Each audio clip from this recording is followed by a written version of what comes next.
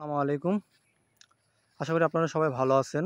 আমি ছোট্ট একটু কথা বলতে চাই আপনাদের কাছে যে, এলাকার অনেকে দেখলাম মাদক নিয়ে কথা বলতেছে।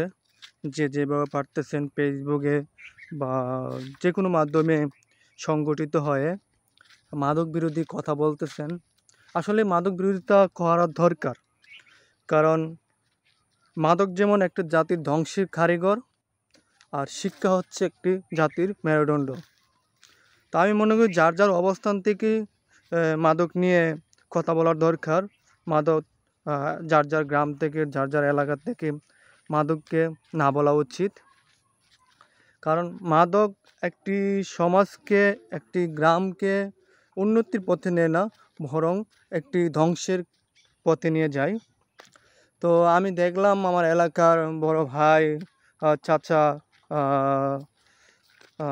এলাকার ছোট ভাই, অনেকেই মামা যারা হন স্নেহ করি, তারা সবাই দেখলাম মাঠের মধ্যে সুন্দর একটা মিটিং আয়োজন করছেন মাদক বিরোধী বিজেপিকে নিয়ে সাথে। তো অনেক ভালো লাগলো দেখে।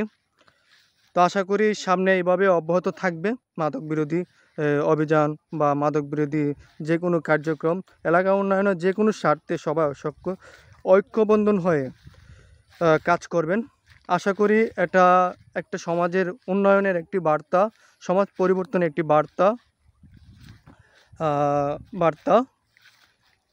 এভাবে থাকলে সবাই ঐক্যবদ্ধ থাকলে, কে কোন দল করলাম, কে কি করলাম, কে কি কাজ করলাম, কে কোথায় আসি, এটা দেখার বিষয় না। বিষয় হচ্ছে সে কোন দল করলাম, এটা বিষয় না।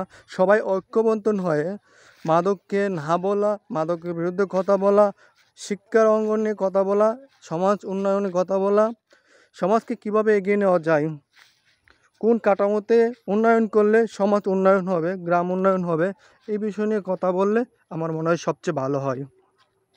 আশা করি সবাই ঐক্যবদ্ধ থাকবেন, ঐক্যবদ্ধ নিয়ে কাজ করবেন। আর আমি পাশে আছি আপনাদের, দূরে থাকলো। আমি মিটিংটি দেখছি, বাট আমি উপস্থিত ছিলাম না। আমার খুব খারাপ লাগছে, আমি নিজে সেখানে উপস্থিত থাকতে পারলাম না। কারণ আমি নিজেও মাদক খাই না, স্মোকিং করি না, সিগারেট খাই না। তো আমি তার বিরোধী হবই।